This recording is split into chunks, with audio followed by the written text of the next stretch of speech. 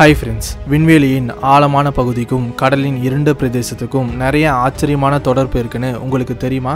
ரெண்டுமே குளிர்ச்சியான மனிதர்களால சுவாசிக்க முடியாத இருண்ட இடங்கள். இங்க பிரஷர் மட்டுமே உங்களை கொல்ல போதுமானதா இருக்கும். அது மட்டும் இல்லாம இந்த ரெண்டு இடத்துலயும் புவியீர்ப்பு விசை சரியா வேலை செய்யாது. விண்வெளி மற்றும் ஆழ்கடல்ல பல தீர்க்க முடியாத மர்மங்கள் மறைஞ்சிருக்கு. பூமியின் மேற்பரப்பில் இருக்கும் பெருங்கடலின் ஆழத்துல நாம இதுவரை பார்க்காத எத்தனையோ உயிரினங்கள் வாழ்ந்துகிட்டு இருக்கு. அதே போல விண்வெளியின் ஆராய்ச்சி செய்யப்படாத இடங்கள்ல எந்த மாதிரியான மர்மங்கள் பதுங்கி இருக்குன்னு யாருக்கு தெரியும்? நாசான்னு சொன்னாலே நமக்கு முதல்ல ஞாபகம் வர்றது விண்வெளியை பற்றி ஆராய்ச்சி செய்கிற ஒரு ஸ்பேஸ் ஏஜென்சின்னு. ஆனால் நாசா இப்போ ஆழ்கடலில் ஆராய்ச்சி பண்ணுறாங்கன்னு சொன்னால் உங்களால் நம்ப முடியுதா? எஸ், நான் சொல்கிறது உண்மைதான். நாசாவை சேர்ந்த 6 ஆஸ்ட்ரோநாட்ஸ் கடலின் ஆழத்தில் ஆராய்ச்சி பண்ணிட்டு இருக்காங்க.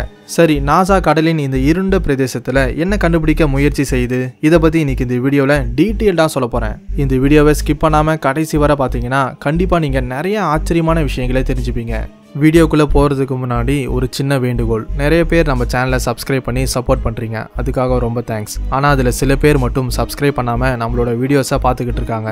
ஒருவேளை உங்களில் யாராவது அப்படி இருந்தீங்கன்னா உடனே சப்ஸ்கிரைப் பண்ணி அந்த நோட்டிஃபிகேஷன் பெல்லை ஆல்ல செட் பண்ணிடுங்க. ஏன்னா நீங்கள் பண்ணுற ஒரு சிம்பிளான சப்ஸ்கிரைப் எங்களோட வளர்ச்சிக்கு ரொம்ப ரொம்ப முக்கியம். இந்த வீடியோவுக்கு ஒரு 40,000 லைக்ஸ் வரும்னு எதிர்பார்க்குறேன். அதனால் இந்த வீடியோ பிடிச்சிருந்தா மறக்காமல் லைக் பண்ணுங்கள். சரி, வாங்க லேட் பண்ணாமல் லெட்ஸ் கெட் ஸ்டார்டட்.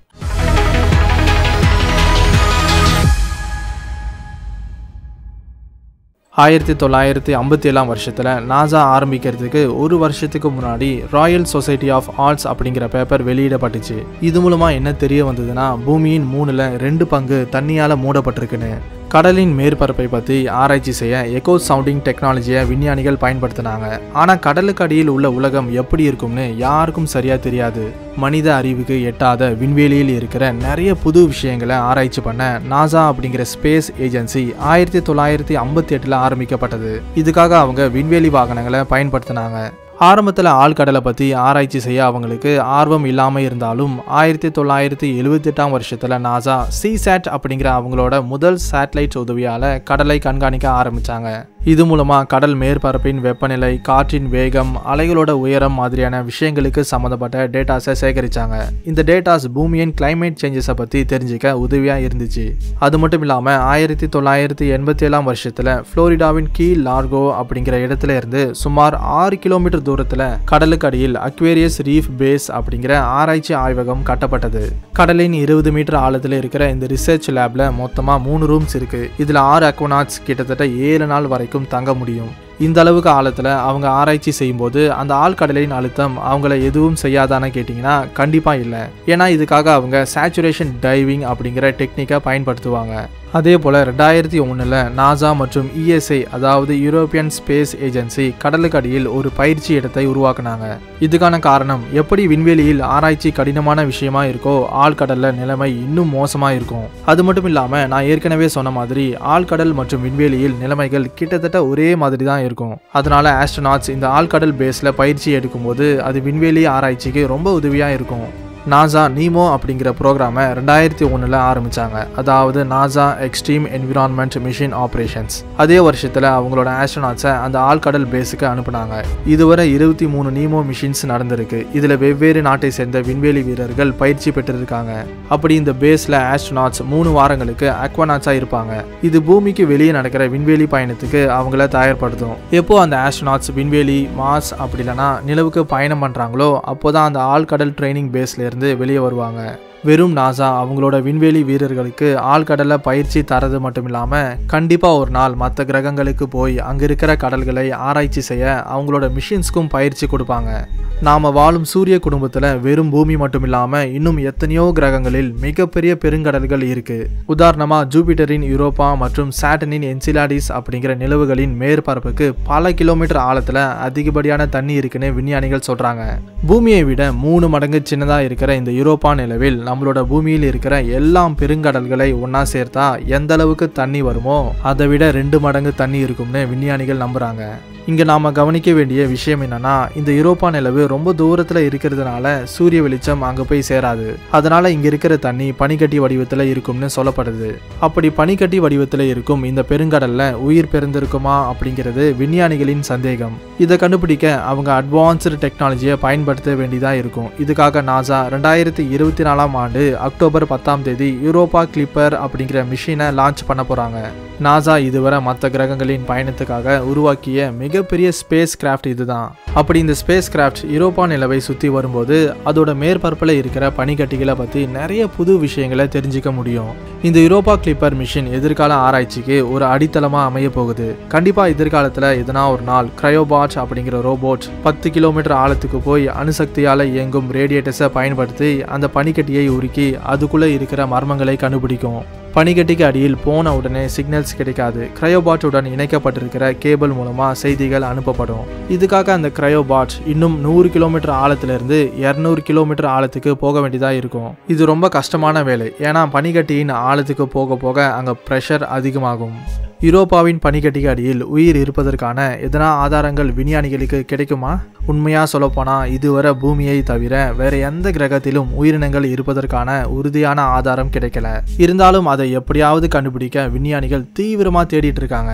என்னை பொறுத்தவரை பூமியை தவிர வேற எந்த கிரகத்திலும் வாழ்க்கை சாத்தியமே இல்லை. ஒருவேளை அப்படி இருந்திருந்தா அதை விஞ்ஞானிகள் பல வருஷங்களுக்கு முன்னாடியே கண்டுபிடிச்சிருப்பாங்க.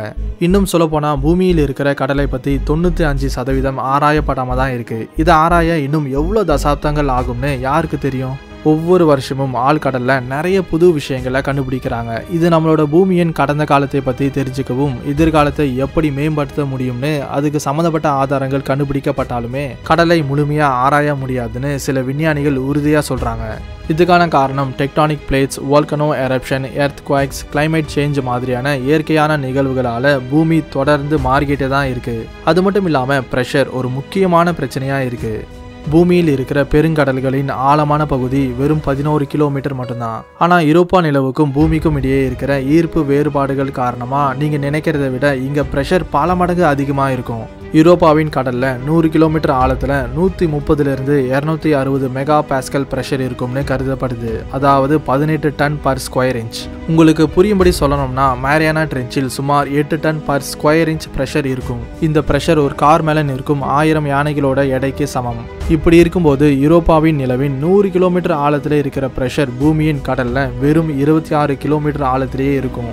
அப்போ கொஞ்சம் யோசிச்சு பாருங்க, கடலின் ஆழத்துக்கு போக போக அங்க ப்ரெஷர் எந்த அளவுக்கு அதிகமாக இருக்கும்னு. இதுக்கு டைட்டன் சப்மர்சிபிளின் விபத்து ஒரு நல்ல உதாரணம். இதை விட ஒரு மோசமான விபத்து 1963ஆம் வருஷத்துல நடந்திருக்கு. யுஎஸ் நேவியை சேர்ந்த USS த்ரெஷர் அப்படிங்கிற நியூக்ளியர் சப்மரைன் இம்ப்ளோஷன் காரணமா அதிலிருந்த 129 க்ரூ மெம்பர்ஸ் பரிதாபமா இறந்து போனாங்க. கேலோபேஜஸின் ஆழ்கடல் ஆய்வாளர்கள் 1977இல் ஆழ்கடல்ல இருக்கிற ப்ரெஷரை தாக்குப்பிடிக்கிற மாதிரியான ஒரு வலிமையான வாகனத்தின் உதவியால ஆராய்ச்சி செய்யும்போது அவங்க பயங்கர ஆச்சரியப்பட்டாங்க. ஒரு தரிசு நிலமா இருக்கும்னு எதிர்பார்த்த அவங்களுக்கு செழிப்பான சுற்றுச்சூழல் தென்பட்டுச்சு. இந்த ஆராய்ச்சியில் ராபர்ட் பெல்லார்ட் அப்படிங்கிற அமெரிக்காவை சேர்ந்த ஆழ்கடல் தொல்பொருள் ஆராய்ச்சியாளர் முதல் முறையா ஹைட்ரோதெர்மல் வென்ட்ஸை கண்டுபிடிச்சாரு. ஹைட்ரோதெர்மல் வென்ட்ஸ்னா என்னன்னு பார்த்தீங்கன்னா, பூமியின் டெக்டானிக் பிளேட்ஸ் அசைவால ஏற்பட்ட விரிசல்கள் வழியா கடல் தண்ணி உள்ள போகும். அப்படி உள்ள போகிற தண்ணி மேக்மாவால் வெப்பமடைந்து மறுபடியும் சின்ன சின்ன துளை வழியா வெளியேறும். இந்த ஹைட்ரோதெர்மல் வென்ட்ஸ் ஆழ்கடல்ல வாழும் நிறைய உயிரினங்களுக்கு ஒரு முக்கிய உணவின் ஆதாரமா இருக்கு. ஏன்னா இதுல அதிகப்படியான மினரல்ஸ் இருக்கும். அது மட்டும் இல்லாம போட்டோசிந்தசிஸ் இல்லாம உயிர் வாழக்கூடிய நுண்ணுயிர்களுக்கு இந்த ஹைட்ரோதெர்மல் வென்ட்ஸ் ரொம்ப உதவியா இருக்கும். மீன்கள், நண்டுகள் மற்றும் டியூப் வார்ம்ஸ் மாதிரியான உயிரினங்களும் இங்க வாழ்ந்துகிட்டு இருக்கிறத விஞ்ஞானிகள் கண்டுபிடிச்சாங்க. இங்க இன்னும் ஏராளமான உயிரினங்கள் வாழ அதிக வாய்ப்பு இருக்குன்னு விஞ்ஞானிகள் அதிக ஆராய்ச்சி செய்யும் போது ஒரு விசித்திரமான உலகத்தை கண்டுபிடிச்சாங்க. சுமார் 2 அடி நீளம் இருக்கிற இறால் மாதிரியான ஆம்பிபோட்ஸ் மற்றும் 8 மீட்டர் நீளமான ராட்சத ஸ்குவிட் கண்டுபிடிக்கப்பட்டுச்சு. கடலின் 6000 மீட்டர்ல இருந்து 11000 மீட்டர் ஆழத்தை அடல் ஜோன்னு சொல்லுவாங்க. இந்த பாதாள உலகத்துல இருக்கிற நிலைமைகளுக்கு ஏத்த மாதிரி அவங்களோட வாழ்க்கையை வாழ கற்றுக்கொண்ட உயிரினங்களை பார்த்து விஞ்ஞானிகள் பயங்கர ஆச்சரியப்பட்டாங்க. இதனாலதான் மனித அறிவுக்கு எட்டாத இன்னும் எத்தனையோ மர்மங்கள் இந்த பிரபஞ்சத்தில் பதுங்கி இருக்குன்னு விஞ்ஞானிகள் நம்புறாங்க. கடலின் ஆழமான பகுதிகள் அதிகமாக கான்டினென்டல் பிளேட்ஸின் ஃபால்ட் லைன் கிட்ட தான் இருக்கும். பொதுவாக ஃபால்ட் லைன் ரெண்டு டெக்டானிக் பிளேட்ஸுக்கு இடையே பூமியின் மேல் அடுக்கில் ஏற்படுற ஒரு விரிசல். ஒருவேளை எதுனா ஒரு இறந்த உடல் அடல் ஜோன்ல விழும்போது அங்க இருக்கிற உயிரினங்கள் அதை வெறும் சில நிமிஷத்துல கண்டுபிடிச்சு சாப்பிடும். இன்னும் சில உயிரினங்கள் தெர்மல் வென்ஸ் வழியா வெளியேறும் ஊட்டச்சத்து நிறைந்த தண்ணியை நம்பி இருக்கு. இங்க இருக்கிற எல்லா பள்ளத்தையும் ஒரே நிலப்பரப்பா சேர்த்தா அது ஆஸ்திரேலியாவின் நிலப்பரப்புக்கு சமமா இருக்கும். நாசா ரோபோட்டிக் ட்ரோன்ஸை பயன்படுத்தி இந்த பகுதிகளை ஆராய்ச்சி செய்ய விரும்புது. அதே போல மார்ஸின் பர்சிவரன்ஸ் ரோவர்ல பயன்படுத்தப்பட்ட ஏஐ மற்றும் அட்வான்ஸ்டு கேமராஸை இந்த ஆழ்கடல் ஆராய்ச்சியிலும் பயன்படுத்தி நிலப்பரப்பை வரைபடமாக்க முடிவு பண்ணியிருக்காங்க. இது மூலமா மேரியானா ட்ரென்ச்சை விட இன்னும் ஆழமான பகுதிகள் கண்டுபிடிக்கப்படும். இது அந்த அளவுக்கு சாதாரண விஷயம் இல்லை. அந்த ட்ரோன்ல அதிக அழுத்தத்தை தாங்கக்கூடிய திறன் மட்டும் இல்லாம தெர்மல் வென்ஸ் கிட்ட இருக்கிற அதிகமான வெப்பத்தையும் தாங்கக்கூடிய அளவுக்கு சக்தி இருக்கணும். ஏன்னா ஹைட்ரோ தெர்மல் வென்ஸின் வெப்பநிலை கிட்டத்தட்ட 300 டிகிரி செல்சியஸ் இருக்கும். 2014 வருஷத்துல நீரியஸ் அப்படிங்கிற ஒரு ஆழ்கடல் சப்மரைன் நியூசிலாண்டின் கடற்கரையில் இருக்கிற கெர்மிடாக் ட்ரென்ச்சுக்கு அனுப்பப்பட்டுச்சு. அப்படி கடலின் 10,000 மீட்டர் ஆழத்துல ஆராய்ச்சி செய்யும் போது அங்க இருக்கிற அதிகமான பிரஷர் காரணமா அந்த சப்மரைன் வெடிச்சு சிதறியது. அதிர்ஷ்டவசமா இது ஒரு ஆளில்லாத சப்மரைனால எந்த ஒரு உயிர் சேதமும் ஏற்படல. இதுக்கப்புறம் நாசா மற்றும் வுட்ஸ் ஹோல் அப்படிங்கிற நிறுவனமும் ஒன்னா சேர்ந்து ஹார்பியஸ் அப்படிங்கிற ஒரு சக்தி வாய்ந்த சப்மர்சிபிள் ரோபோட்டை உருவாக்குனாங்க. இதுல ஹை டெஃபினிஷன் கோப்ரோ கேமராஸ் மற்றும் ஃபிளாஷஸ் பொருத்தப்பட்டிருக்கு. இது இருண்ட பிரதேசத்துல கிளாரிட்டியான புகைப்படங்களை எடுக்க உதவியா இருக்கும். இப்போதைக்கு இந்த ஆர்பிஎஸ் சப்மர்சிபிள் அடல் ஜோனுக்கு அனுப்பாம கடலின் ஆழமற்ற பகுதியில் டெஸ்டிங் பண்ணிக்கிட்டு இருக்காங்க.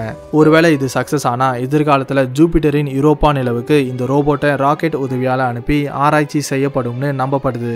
2023 வருஷத்துல நாசா கலிபோர்னியா இன்ஸ்டிடியூட் ஆஃப் டெக்னாலஜியை சேர்ந்த 40 சிறந்த ஆராய்ச்சியாளர்கள் கிட்ட யூரோப்பா கிளிப்பர் மிஷின் எந்த கட்டத்துல இருக்குன்னு டிஸ்கஸ் பண்ணும்போது அறிவியல் ரீதியா இது கண்டிப்பா சாத்தியமாகும். இது மூலமா உண்மையாகவே ஏலியன் லைஃப் இருக்கா இல்லையான்னு கண்டுபிடிக்க முடியும்னு சொன்னாங்க. ஒருவேளை இது உண்மையாகவே நடந்தா மனிதனால உருவாக்கப்பட்ட ரோபோட் யூரோப்பாவின் அந்த இருண்ட கடல்ல ஆராய்ச்சி பண்ணி பல புது விஷயங்களை கண்டுபிடிக்கும்னு நம்பப்படுது.